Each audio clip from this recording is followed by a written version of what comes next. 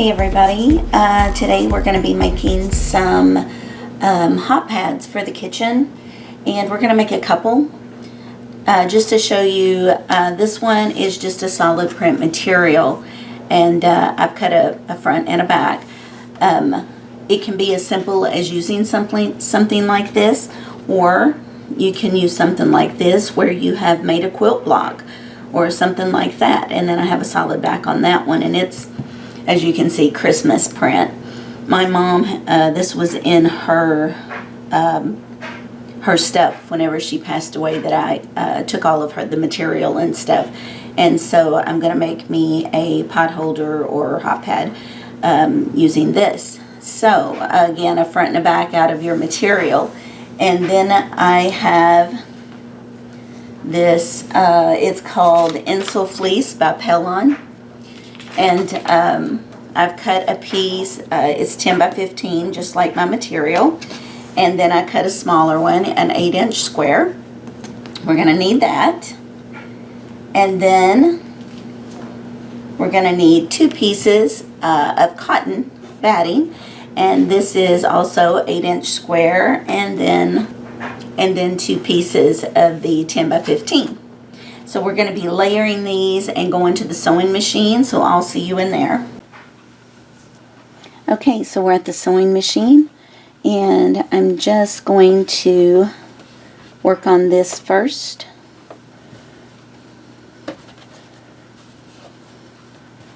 Okay, so I'm going to put a piece of cotton over this. And then we want the insulated fleece, I think is what it was called. And another piece of cotton. And this. Okay, so I am going to quilt from the front, and I'm just going to follow the lines. It's called Stitch in the Ditch, when you just follow the lines, and then I may go ahead and do a crosshatch as well. So I'm just going to grab my, it's called a walking foot. When you're going through a lot of thicknesses, the walking foot is probably the best thing you can use. It's the one that's this weird looking thing here. Okay, so we've got the correct foot on there. I'm going in the middle first. I'm going to increase my stitch length to about a 3, and then we're just going to, like I said, quilt straight lines.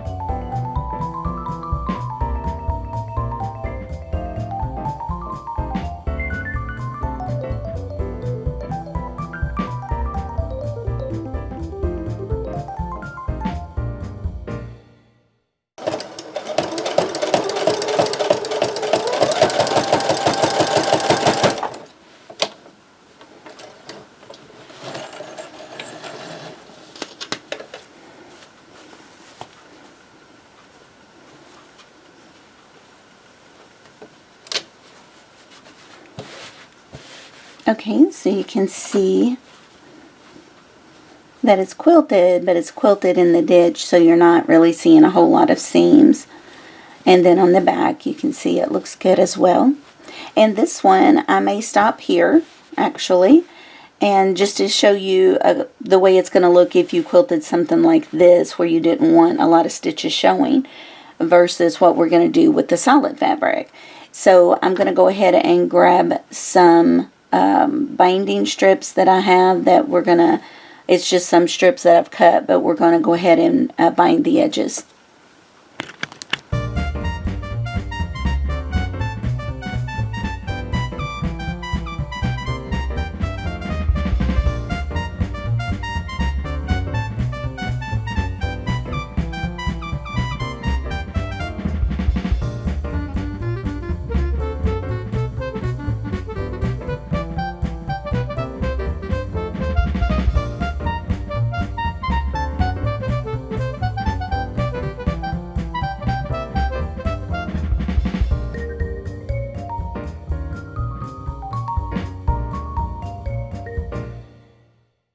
Okay, so I've got my binding strip over to the edge, and we're just going to slowly start sewing around.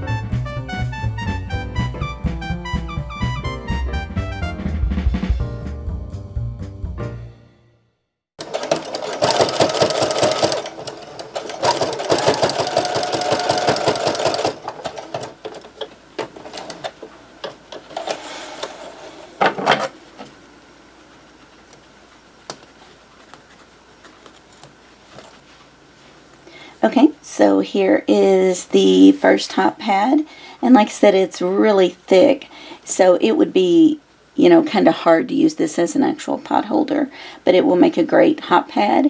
And then this side is also cute, so you could use it either way.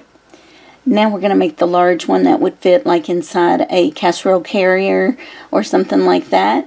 Of course, you can also just use it, you know, out on the counter. But that's the size I made it, was to go inside of my casserole carrying case. And we're going to do it just a little bit different. Okay, I just want to stack the insulation part and the cotton. And then bring down one of these.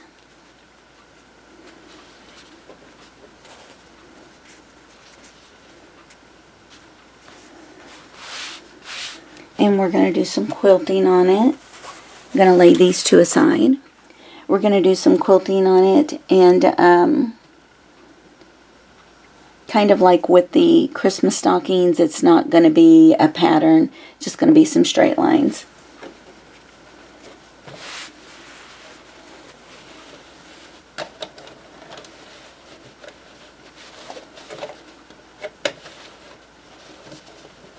I like to start in the middle, but it honestly doesn't matter where you start.